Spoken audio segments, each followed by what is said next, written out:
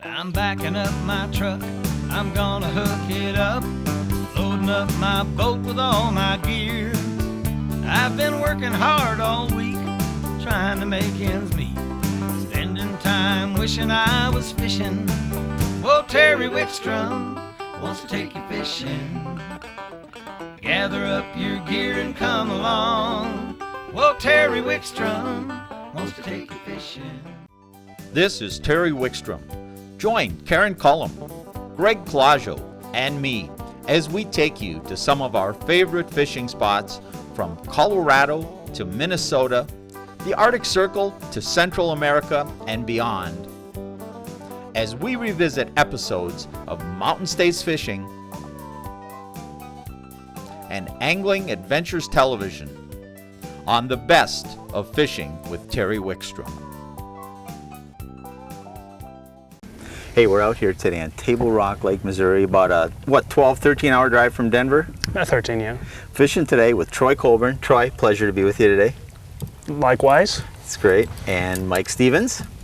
And these guys they do what I used to do, only they probably do it a lot better than I used to do it. They're tournament bass fishermen, and I kind of miss that, guys. It's been, I don't get to bass fishing is still my first love, and I don't get to do it nearly as much. Like I told you earlier, maybe twice in the last couple of years, because I mean, nobody feels sorry for me. I've been in Alaska fishing salmon and Florida fishing for tarpon, so we're getting lots of fun. But this is my true love, and we're at your favorite lake.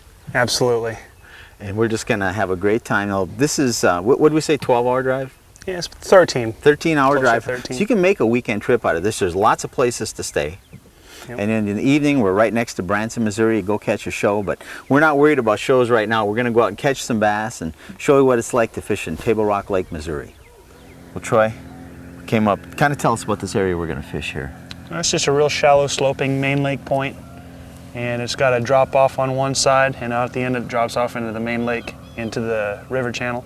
And you think this is going to be good because it's, first of all, it's not a typical point that comes into the water. It's not as obvious. It doesn't get pressured quite as much. Right. It's not a real distinct main lake point that shoots way out into the main lake. It's kind of a rounded, set back a little bit, and it doesn't get as much attention from other anglers. Almost like a feeding shelf with access to deep water. Absolutely. And this time of year, the fish are just getting ready to spawn. They're about a week out from moving up, and they winter in the river channel. And since the river channel runs up against this point, it just gives them real fast access to shallow water. Let's start. Oh yeah, it is. You can see it. Yeah. It's a good fish. All right.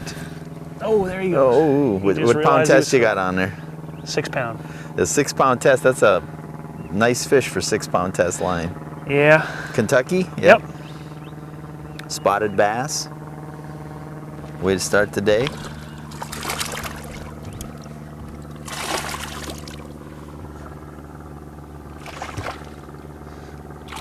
Oh, come on now.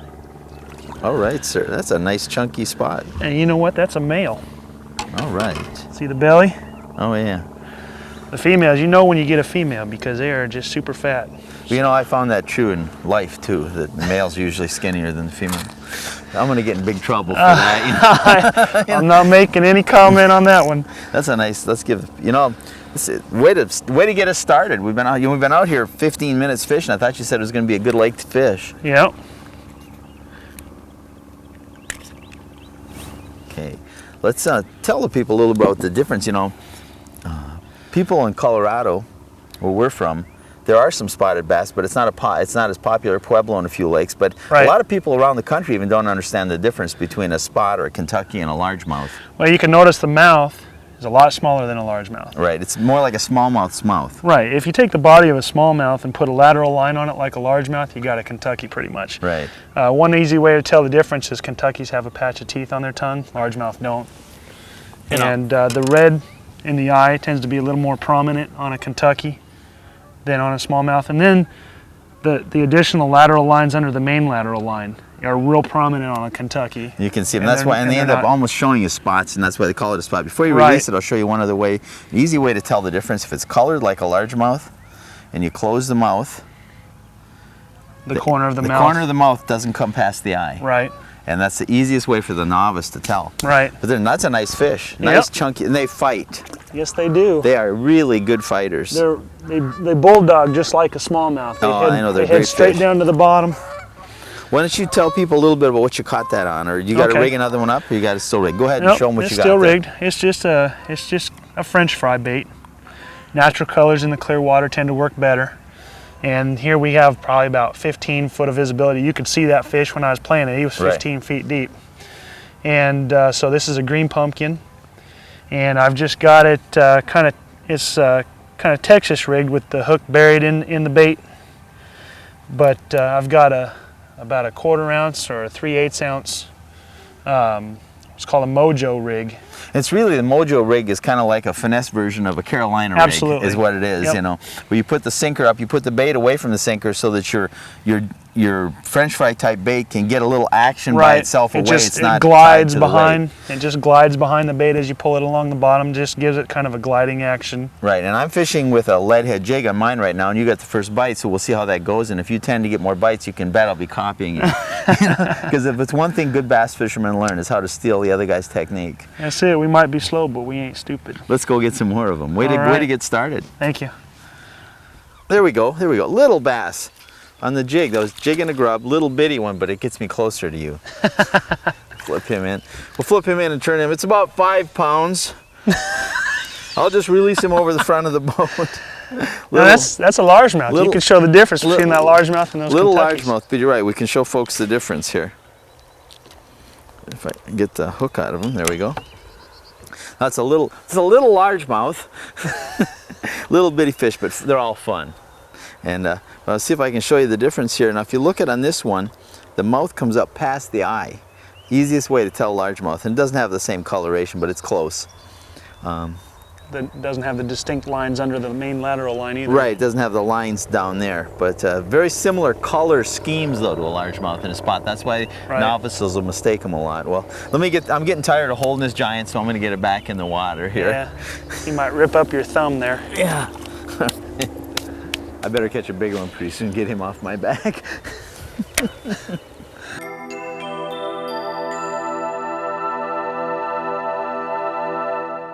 Well, Troy, you were saying you actually come from this part of the country, is that right? I grew up in Rolla, Missouri, which is about a 2-hour drive to the east of here. So did you get to fish this quite a bit when you were young? Yeah, when I was a kid, I'd hook up with friends and their dads, and we'd come down here and a couple times a year and do some fishing. So I got kind of familiar with it. Of course, when you're a kid, you're not really paying much of attention where you're fishing as long as you're catching fish. So I had to learn most of the lake on my own when I got older. Yeah. You're not even old yet, so don't care. I'm glad you said older. Older. But I get the impression from talking to you and setting this up that this is one of your favorite spots. Absolutely. I mean, you have some of the best smallmouth fishing in the country, some of the best Kentucky or spotted bass fishing in the country. The black bass are really coming on over the last couple of years. And I mean, not only is the fishing great, the scenery is just absolutely gorgeous. Oh, it is awesome. We were down the other day fishing the river below here for trout. You noticed that he mentioned 3 species of bass and said they have some of the best fishing in the country. There are some other fish in here too. Yeah. Crappies and things, but it is known for crappie fishing. It's known for being a bass fishery, though. Absolutely. It really is. And it really is. And you fished some tournaments here, I assume? Yep. And yeah, I fished a tournament here 2 years ago with the Heartland Pro-Am, and I finished second in that. Finished the Colorado Bass Federation state team qualifier here last year. Finished second in that. So well, you've done pretty good. This lake's been pretty good to you. This lake has been really kind to me. No, I understand why you like it. But even if you're not a tournament bass fisherman, Table Rock Reservoir is just what a tremendous place to be. You look at the scenery around us, and it's just starting to green up. It's going to get even a lot. The trees are just budding. We're here in April. And there's a lot to do. You got Branson, Missouri, a few miles away. Yep. There's just an abundance of campgrounds and motels and lodges and inns. And we're staying at Kimberling Inn, and very nice accommodations. They provided the accommodations for the show. We want to thank them. Very nice place, good rates. They got restaurants and boat launching right there. And that's really nice because where we're staying, it's like 2 blocks to the boat landing. So that Yeah, makes not it really, even. Yeah, it's just right down the hill. and that really makes it nice. It's a great place for a fisherman to stay, and we want to say thanks again to them. But just a great area. In addition to tournament bass fishing and everything, I want to thank you for setting this up. It's just a really beautiful area to come to. It is. God's country. All right. There we go. Oh, little tiny fish. Oh, monster. Nice bluegill though. You know, I thought you said there was only bass in this lake. Well, you know, bass fishermen catch bass. I don't know what you're, you know. I'm a multi-species. I'm an accomplished, if you read my bio, it says I'm an accomplished multi-species angler, which this just proves. Nice average size little bluegill. You know, a lot of the locals, that's what they make. They come out for bluegills. We'll get that back in the water. But a lot of these lakes around Missouri are full of bluegills and crappies. Oh, loaded. And people just Loaded. love, take the family out, a bobber and some worms, and all day long you catch fish. Absolutely. And it's a great way to get out, you know. You don't have to be big time pros like us to catch fish like that. You're a big time pro? Watch it, pal. Anyway, hey, it was a fish. Anyway, Sure. now, you know, it just shows there's a diversity of fishing. There is more than bass in these lakes. Yes, there are. All right, let's get back and catch a few of the bass. That's what we came here for. This is a beautiful spot. Hey, Mike's got one on over there in the back. Oh, that's pulling drag. Is that a good fish? Yes, it is. Let me get back there and give him a hand. My rod's laying here, so don't back up on it. Oh, that's a nice fish. Coming up. Oh my gosh. Better? Oh, All right. Wow. that belly's bigger than mine. That's a nice solid fish. What's that, about a 10-pounder? In Roland Martin's boat. Watch it. I got in trouble for that already. That's a solid 5. It's a solid 5. Solid 5. Here, you want to hold your fish? Sure. Show it to the camera. All right. You know, you're supposed to be helping out with the camera boat, not catching the biggest fish. That's true. All right, Mike, thanks. Let's You bet. get this back in the water.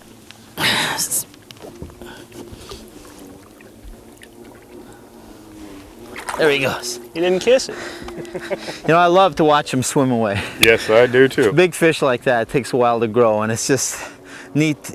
BASS and the bass fishing philosophy has really helped preserve our bass fisheries by teaching people to catch and release fish. Catch and release has been very important, so I believe in it wholeheartedly. You bet. Well, I'm gonna get back. Everybody's got a big fish but me. All right.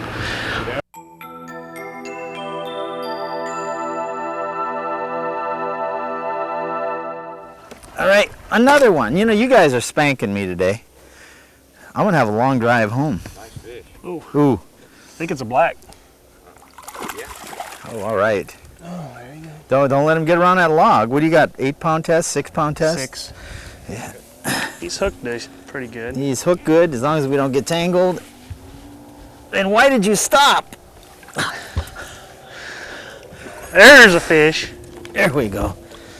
Well, you know, folks, this young guy's spanking me today, and so is this guy.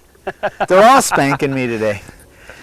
You're a lake, I guess, and you're a fish, but here, you can hold that one Well, and let it thank go. you, sir. You guys are doing a great job, though. Yep. Lots of great fish. Now, we haven't caught, have we? Oh, yeah, Mike's bit was a big black. Yeah. So, right on. Same way, same type of rig, Mojo rig. Let's take that once, and we're going to show them a close-up later, but got a pegged weight here, just a small weight, a do-nothing kind of French fry worm at the end, and really you're just, how are you working that? Just tell us how you work Well, that. I'm just casting it out, letting it go all the way to the bottom, and then just inching it along. Pull your rod tip about a foot, 1.5 feet at a time, and then reel up your slack. Leave some tension on there before you pull it again, see if anything's picked it up. And what kind of a rod do you use for that? I mean, is you using light test because of the clear water here? Yeah, this is a little bit lighter action rod. It's a medium action rod. It's a St. Croix 6.8 medium power, but it's an extra fast action. The medium power gives me the ability to use lighter line.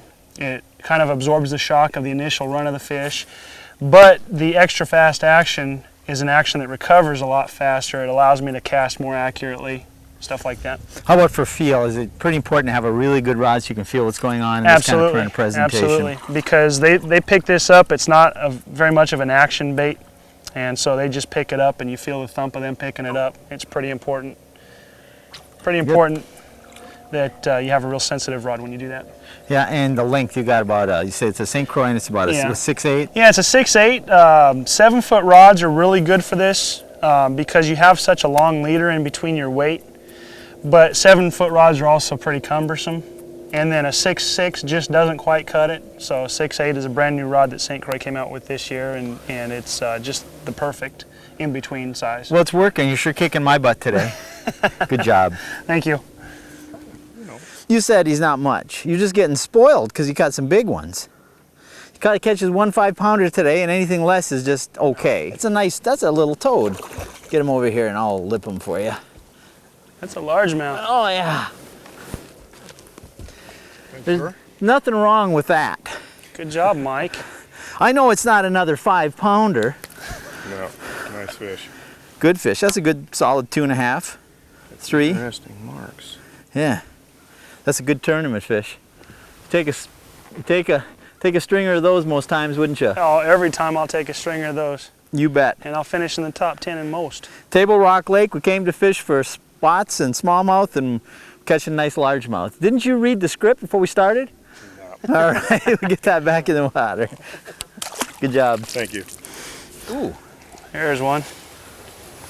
Feel good? Yes, it does. You know, I'm starting to get a complex. I've caught quite a few fish, but they've been dinks. Here, you want to get on your knees and net that for me? Jeez. Ooh, nice spot. Keep tension on the line, will you? Haven't you ever done this before? I think he's doing that on purpose. There we go. Oh, right on. Well, at least I get to touch him this way. Hey, I'm going to tell you right now, this isn't the first time that somebody's outfished me. In all honesty, you know, it's just to show people the kind of fish that exist in this lake and the fun. We're having a great time, and we're casting, catching numbers of fish. Yep. Bunches of small ones, but lots of nice, that's a nice spot. Big female. Yeah, big female ready to fat spawn. gut. In fact, we're going to put her back in the water and go let her make some babies. Right on. Should be here for somebody else. And there she goes. Goodbye. I like that. But you know, seriously, I'm giving you a hard time telling you that you catch more fish and things. But you know, that's the way it goes sometimes. Right. But it's fun. And it just shows you can come to a lake like this and get numbers of bites, have a good time. And any cast, there's a chance at that really nice fish. Absolutely. All right. Like Mike's. Yeah, let's go get some more. Sounds good. All right.